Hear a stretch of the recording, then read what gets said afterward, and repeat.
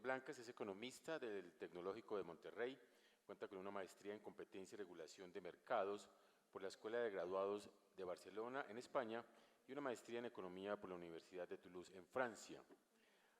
Andrés es experto en regulación en la División de Política Regulatoria de la OECD.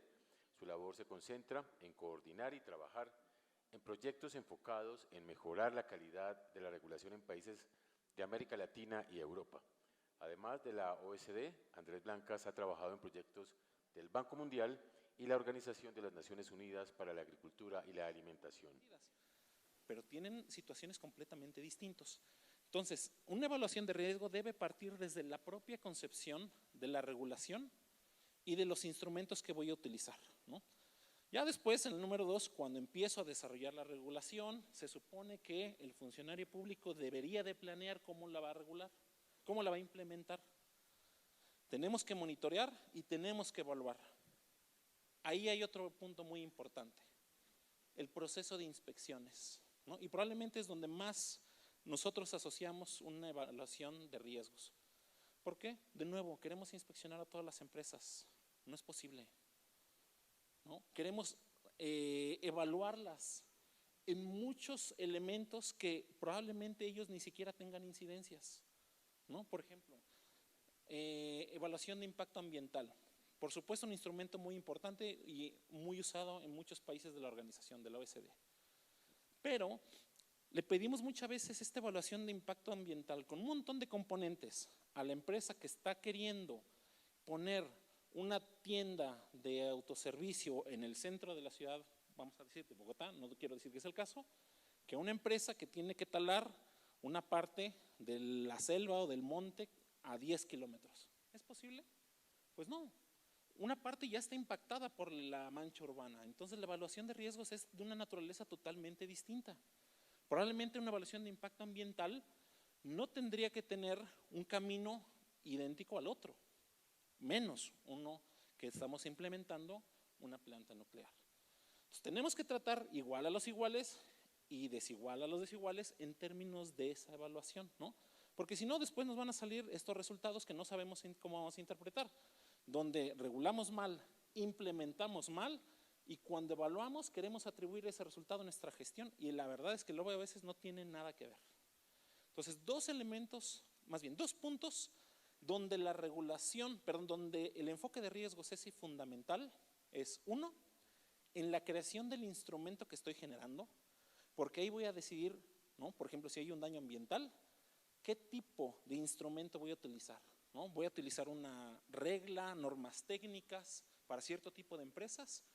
¿O simplemente la generación y obtención de información que estas empresas me vayan pasando para ver y yo pueda ir monitoreando?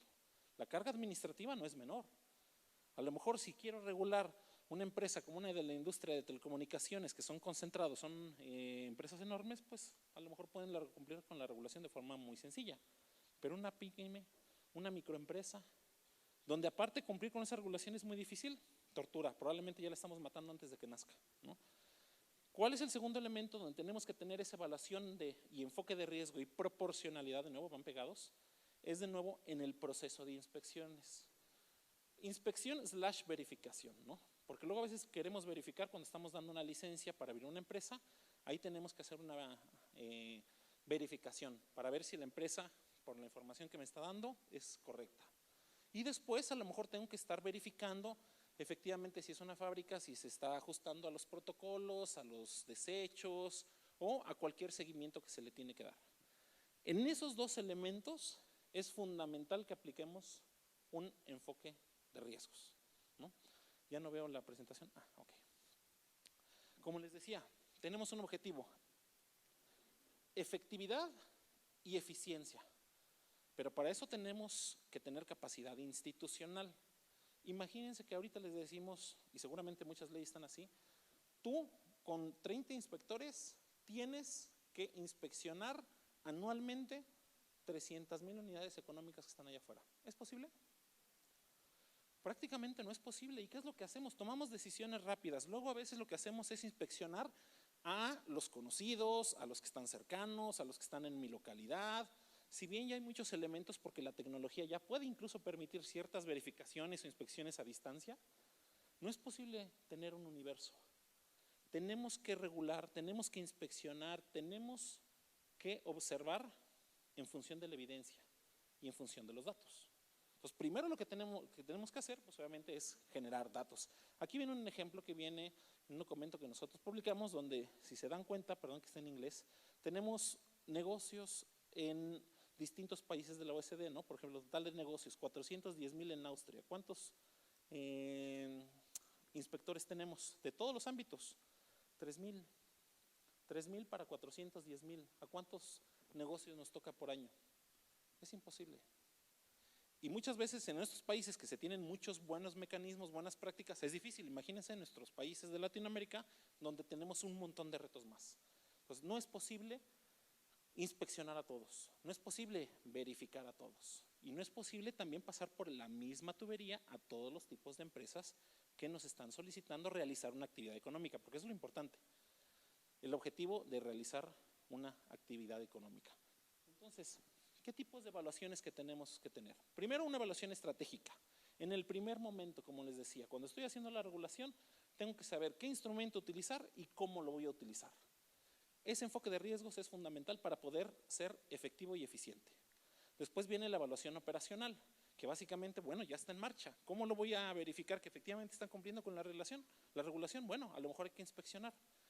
Pero como de nuevo, fíjense, el tercer elemento, verificación en inspecciones. No podemos regular a todo lo que les acaba de decir. Tenemos que hacer un análisis del cumplimiento en función de la evidencia, de mi línea de base, que yo seguramente tuve que hacer en algún momento para ver cómo está el riesgo, mi exposición, para poder ver a quién voy a inspeccionar y que esa muestra realmente sea representativa de lo que está pasando afuera, ¿no?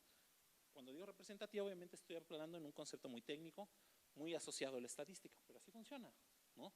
Es muy bueno o es fundamental que utilicemos las herramientas que tenemos a la mano y no necesariamente que nos vayamos a la inercia, ¿no? Ahora, insisto, funcionarios públicos muchas veces tienen que cumplir con la regulación que ellos tienen enfrente, pero tenemos que generar este cambio, ¿no? Y como les decía, implementación proporcional, ¿no? Ya que estamos en el problema, tenemos que ver cómo podemos hacer algunas reformas para que le apliquemos el instrumento adecuado al tema adecuado, a la situación geográfica adecuada, a la población adecuada, ¿no? Tenemos que construir todos esos elementos para poder decir que estamos teniendo un enfoque de regulación basada en riesgos, ¿no? Ahora, ¿qué se necesita? Cuando nosotros vamos a los países miembros, uno de los grandes problemas que nosotros nos encontramos es que conceptualmente es relativamente fácil de entenderlo. Ponerlo en marcha es un reto muy grande, ¿no? Porque tenemos que generar muchas capacidades institucionales, mucho training. ¿Qué hacemos con lo que está cayendo de regulación? ¿Qué hacemos con la regulación que ya está en proceso, que ya está en firme, ¿no? Entonces, tenemos que hacer un proceso para poder llegar a este objetivo. Evaluación de riesgos y regulación basada en riesgos y evidencia. Primer paso, pues primero tenemos que identificar cuáles son los daños, ¿no? Si este daño es un daño sistémico, un daño estructural, tenemos que identificar a qué población le está afectando. Insisto, hay muchas situaciones que potencialmente nos pueden pasar. Ahorita, por ejemplo, imagínense, yo soy muy distraído y me caigo de este templete. Mi probabilidad, en mi caso, es muy alta. Por eso debería haber una regulación que diga, ¿saben qué? En ciertos foros deben de evitar que tener templetes. Pues no, ¿verdad? Pero es muy probable que me caiga. Entonces, tenemos que ver, por ejemplo, y hacer esas asociaciones entre el daño, la capacidad real que tengamos de generar una política pública, la población a la que está afectando y obviamente pues todo ese tipo de situaciones, ¿no? Entonces, ya que identificamos la población, el daño, hay que ver cuál es el origen, ¿no? ¿Cuál es el origen? Pues a lo mejor que Andrés siempre se la pasa caminando porque si no camina se queda mudo. Entonces, a ver, vamos a ver, en función de la situación que está generando el daño, es posiblemente la respuesta que yo tenga que tener como autoridad, ¿no? Como les decía, evaluar el riesgo. En ese momento, el segundo paso es qué tan probable es que se caiga. De todas las gentes que han pasado por aquí, ¿cuántos se han dado una visita por el suelo a visitar a las hormigas, ¿no? Entonces, tenemos que hacer esas mediciones, tenemos que evaluar esa probabilidad. ¿Cuál es el problema? Muchas veces no tenemos datos. pero es importante empezar a construirlos, ¿no? Hay muchas veces que la generación de datos es muy compleja, ¿no? Es costosa, es cierto, nada fuera de la realidad, pero tenemos que ir hacia allá. Tenemos una ventaja, estamos en una posición en que la tecnología, el desarrollo de las herramientas tecnológicas ha abaratado muchísimo la toma de decisiones basada en datos. ¿Por qué? Porque ya hay una infinidad de datos, estamos aprendiendo a tratarlos, entonces vamos a utilizarlo. No es lo mismo el costo que tenemos ahorita para levantar información que la que teníamos hace, no les exagero, 5 años. Ahorita es extremadamente más barato, sin que deje de ser oneroso, sin que los recursos de las instituciones dejen de estar, pues obviamente, en reto. Pero tenemos que dirigirnos a esos.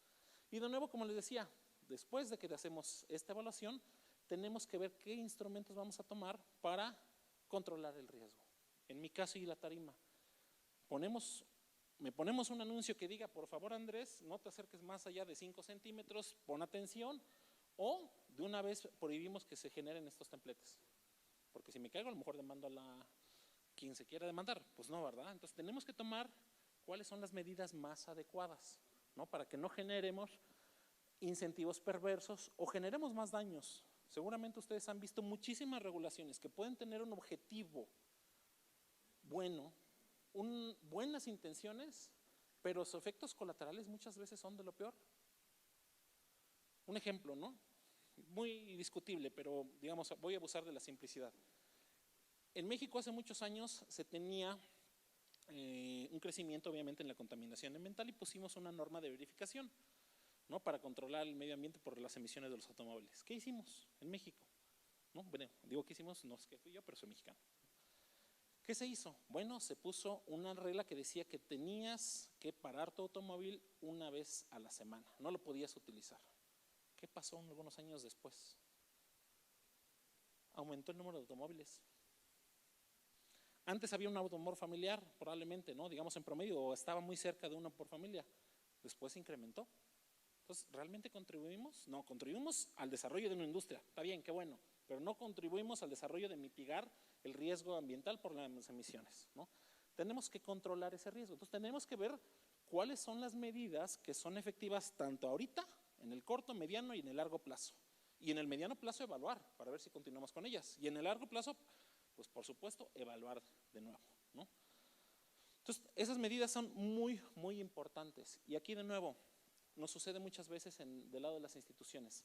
Parece que nosotros como instituciones públicas, digo, no, yo no pertenezco a una institución pública, pero eso es un común, es que queremos regular desde el escritorio. No, tenemos que preguntar, tenemos que salir a la calle, tenemos que conocer a la industria, ¿no? Sabemos que todo mundo tiene un sesgo, ¿no? La industria seguramente muchas podrán decir yo no contamino nada, aunque sí es cierto, pero tenemos que hacer esa evaluación, ¿no? Y como les decía, tenemos que tener estos controles que nos permitan identificar si lo que estamos haciendo pues es importante. Tenemos que evaluar, en primer lugar, la efectividad. De nada sirve una regulación que no esté contribuyendo a mi propósito. Si yo lo que quiero es controlar la regulación, la emisión ambiental, pues tengo que buscar ese objetivo. Ya después me fijo en temas de eficiencia, ¿no? Hay muchas formas de hacerlo. Aquí les presento un pequeño formato, seguramente lo van a ver en las presentaciones, pero aquí es un pequeño formato de ayuda que nosotros, bueno, más bien que la autoridad sanitaria del Reino Unido utiliza para identificar los riesgos, medirlos, proponer instrumentos e implementarlos, ¿no? Si se fijan, es un formato muy sencillito que puede ayudar a que nosotros tengamos algunos instrumentos de administración para empezar a promover una cultura de riesgo en nuestras instituciones, ¿no? Ya voy muy rápido y estoy muy cerca del tiempo, pero fíjense, OSD, tenemos 38 países miembros actualmente. Si se dan cuenta, es 1, 2, 3, 4. La cuarta barra de izquierda a derecha, ahí dice qué países tienen algún tipo de evaluación y estrategia de riesgos. Menos de 20. Entonces tenemos un camino larguísimo. ¿Cuántos tienen una evaluación legal obligatoria para identificar y cuantificar el riesgo? Bueno, pues ahí un poquito más, el 30. Pero ¿cuántos realmente lo hacen? ¿No? Pues fíjense, menos de 5. ¿Cómo estamos en países de la OECD? Incluso los más desarrollados, ¿eh? el reto es enorme. Lo único que estamos generando, probablemente, con regulaciones que no están basadas en riesgo y con control no basado en riesgo, es generar cargas administrativas y que pueden no contribuir al objetivo de la política pública. Entonces, mensajes claves, con esto termino. El vínculo entre regulación y riesgo es fundamental para que pueda ser efectivo. Si no hago esta asociación, es muy difícil que yo pueda, como institución, pueda alcanzar el objetivo que me estoy proponiendo, ¿no? Por supuesto, el concepto de riesgo está pegado, es inherente al proceso de calidad regulatoria. Se habló mucho la mañana de calidad regulatoria. Bueno, el proceso de regulación también tiene un proceso de calidad regulatoria donde el riesgo es un concepto fundamental, ¿no? Y si bien, como les decía, es un concepto relativamente sencillo de comprender, su implementación es retadora. ¿Qué es lo que necesitamos? Primero, reconocer que tenemos un área de oportunidad. Segundo, dedicarle tiempo, esfuerzo, recursos. No siempre son financieros, pero es cierto, se necesitan recursos financieros para poder regular mejor, ¿no? Y si hacemos esto, seguramente vamos a tener mejores políticas públicas para todos nosotros, seamos ciudadanos, empresas o la situación que estemos enfrentando. Muchas gracias.